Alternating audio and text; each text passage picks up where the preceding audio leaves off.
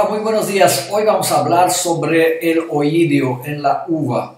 El nombre científico es Uncinula necator. Es un ascomycete, un hongo parasítico que viene a atacar principalmente la cutícula de las hojas, pero también de los frutos.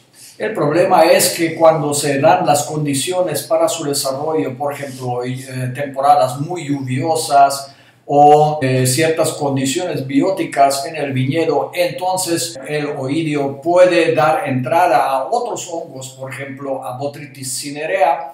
En la imagen de abajo vemos cómo se ve un ataque de Botrytis cinerea y entonces puede producir estragos muy importantes en las cosechas. ¿Cuáles son las condiciones que protegen a la vid?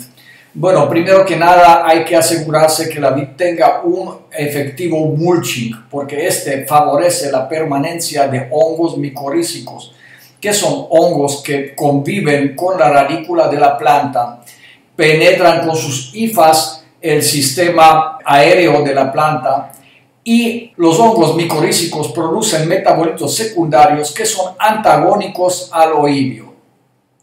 También es importante mantener una ventilación adecuada, realizar correctamente las podas de ventilación durante el crecimiento de la planta y no permitir que el cultivo se haga totalmente cerrado sin ventilación. Mantener niveles de nitrógeno bajos, eso es muy importante, ya que nitrógeno en exceso puede producir crecimiento grande de las hojas que favorece la fotosíntesis, pero también produce tejidos que son suaves, muy fáciles de penetrarse y atraen precisamente este hongo de oidio. Altos niveles de azufre en nuestro cultivo también asegurará mantener niveles de nitrógeno bajos y va a prevenir de manera efectiva aparición del oidio.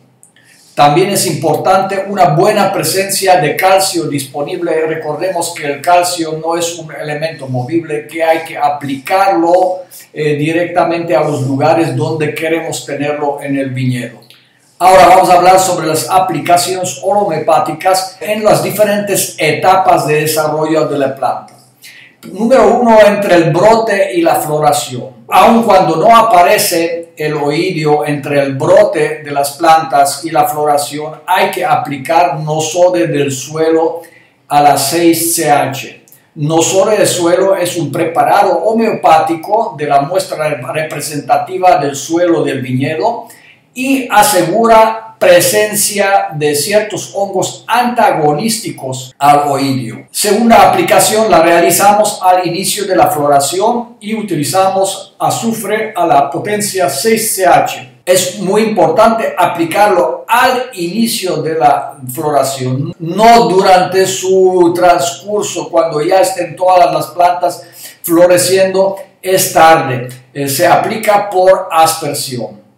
La tercera aplicación realizamos cuando la uva está de tamaño de un frijol.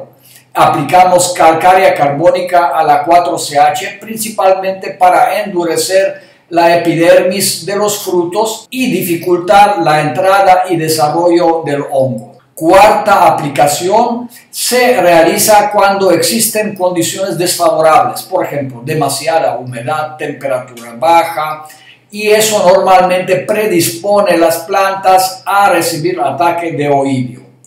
Aplicamos Silicea terra a la potencia 6-CH asperjada cada 20 días. Y ahora vamos a hablar sobre los casos de ataque fuerte. Cuando el hongo realiza un ataque masivo en el viñedo, entonces hay que actuar rápidamente. Aplicamos Strobilus tenacellus, que es el hongo que aparece en la imagen de arriba. Es un hongo chiquito, un descomponedor de madera. Preparamos remedio homeopático a la potencia 6-CH y también podemos utilizar Oudemansiella mucida, también a potencia 6-CH. El hongo aparece en la imagen izquierda abajo. Es un hongo descomponedor de madera. Como último recurso en la lucha contra oidio debes de utilizar oxicloruro de cobre coloidal a la potencia 6-CH.